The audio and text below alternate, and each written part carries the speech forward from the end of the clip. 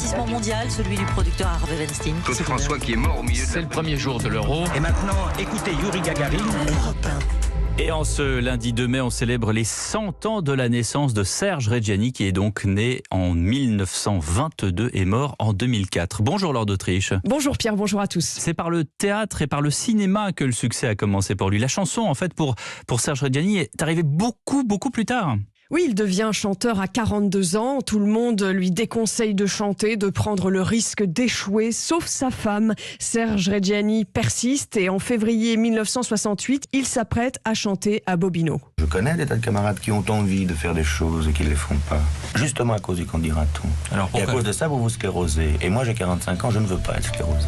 Casser la baraque, je crois que c'est important. Ma liberté, longtemps je l'ai gardée comme une perle rare.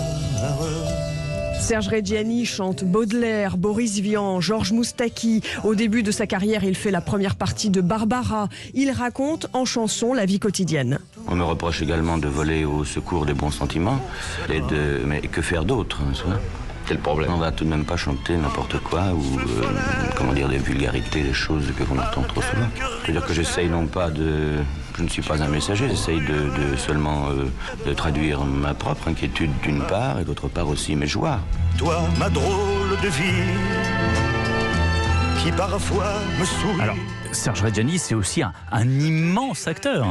Oui, il tourne dans Le Casque d'Or de Jacques Becker. En 1974, il joue dans Vincent, François, Paul et les autres de Claude Sautet. Dans les années 90, il raconte sur Europe 1 qu'il n'a pas la nostalgie de sa vie au théâtre et au cinéma parce que chanter à l'Olympia était son rêve. Mais malgré le succès, il a toujours un trac fou. C'est ce qu'il raconte au micro de Dominique Souchier en 1995. C'est pas du trac, c'est de la panique. C'est de la panique. Mais je vais vous dire pourquoi. C'est parce que quand on a... Il paraît que j'ai une certaine réputation. Il faut donc que je la mérite. Vous auriez peur de ne pas être à la hauteur? À la hauteur, exactement. J'ai toujours peur de ça. J'entre avec une chanson forte qui est l'italien et ça m'aide à entraîner les autres chansons. C'est moi, c'est l'italien. Est-ce qu'il y a quelqu'un? Il explique aussi en 95 comment se créent ses chansons. Pourquoi vous n'écrivez pas vous-même vos chansons, Serge Reggiani? Parce que je ne sais pas le faire. J'écris des monstres, c'est-à-dire une dizaine de lignes, une quinzaine de lignes qui riment.